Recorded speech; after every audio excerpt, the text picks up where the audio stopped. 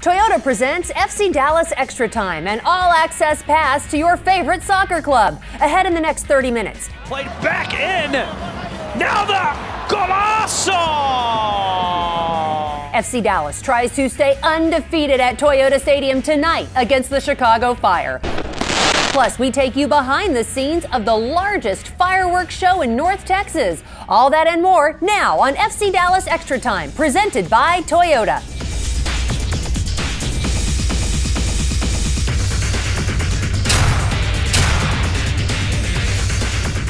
Welcome to FC Dallas Extra Time, brought to you by Toyota. We are just 30 minutes away from kickoff between FC Dallas and the Chicago Fire. I am Gina Miller alongside FC Dallas President Dan Hunt. So glad you can join us. Glad to be here. Well, you got to be glad to be back home, right? After 2 games on the road in which you stayed out on the West Coast for the game in San Jose and the one in Seattle. Nice to come back to Frisco. It is. It's good to be home. And, you know, it's always difficult for the players because they have families and they have other things going on in their lives. But we thought it was good to keep them out on the West Coast.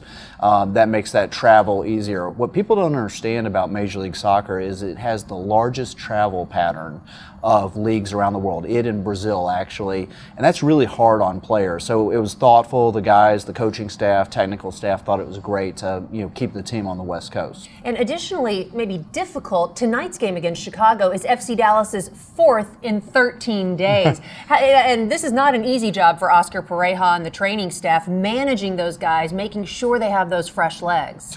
No, it's not. And we actually have a busy schedule, after this game tonight with CONCACAF and the Lamar Hunt U.S. Open Cup. And we've signed a couple of players in this transfer window to help alleviate that pressure on the guys. You're right, you said it best. It's about managing through the process. Well, FC Dallas managed to get a nice win last Friday over the San Jose Earthquakes, a 1-0 victory, ending a 2-game road losing streak thanks to Maxi Urruti's beautiful bicycle kick. We may see that a little bit later in the show for a moment of the match. It was the moment of the match, and I was watching ESPN and their top plays of the night, and the fact that it was number 2, I was very disappointed that it didn't beat out the number 1, but it was spectacular. A credit to him. He'd been in a bit of a drought, but his perseverance and Oscar's support led to what should be the goal of the year for Major League Soccer. And we've been seeing a lot of strong play from FC Dallas. The goal differential over the past couple of games has been pretty substantial. In fact, there was a stretch when over the course of 9 games, the goal differential was +10. FC Dallas has been scoring and playing well defensively too.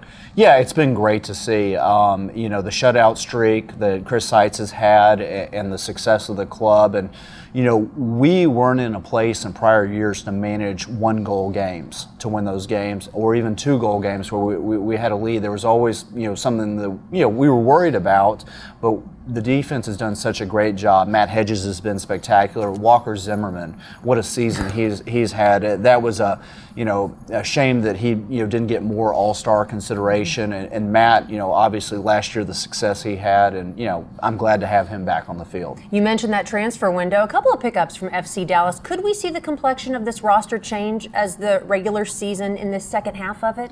We brought in Aubrey David from Saprissa in Costa Rica. He's a Trinidad and Tobago national team player. He's a guy who can play all 4 backs for us, which is great. It gives us depth, although we think he'll compete to start. And then we're bringing in Jetterson, a forward from Brazil, who actually was signed by Sao Paulo and given some fan unrest over prior comments made by the player 4 years earlier.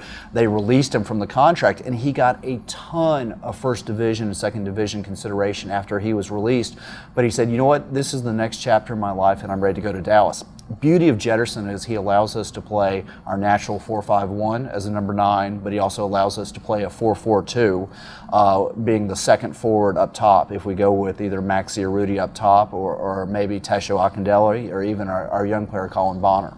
You mentioned some comments, Dan, and we would be remiss if we did not acknowledge the fact you may be a little lighter in the wallet right now because MLS fined Dan for some comments he made following FC Dallas's loss to Sporting KC. We won't dive too deep into that, but we saw what happened in that match. Kansas City scored an own goal, which would have given Dallas, at the time in the game, a 1-0 lead, which is a huge defining moment and a real big shift change from my perspective in a game, especially when we're talking about soccer.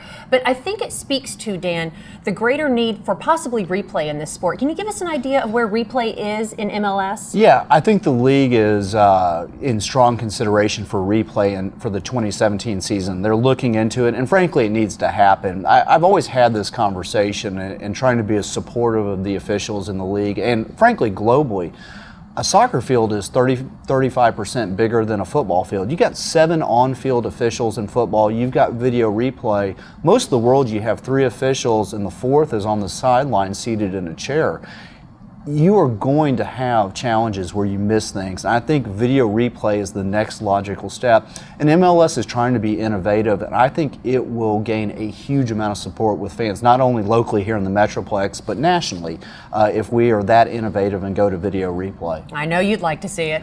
I would like to see it. Let's state the obvious there. We are just getting started here on FC Dallas Extra Time, brought to you each and every week by Toyota. Still ahead on FC Dallas Extra Time, we are heading back to Northern California for what was a beautiful moment of the match in FC Dallas's 1-0 win over San Jose.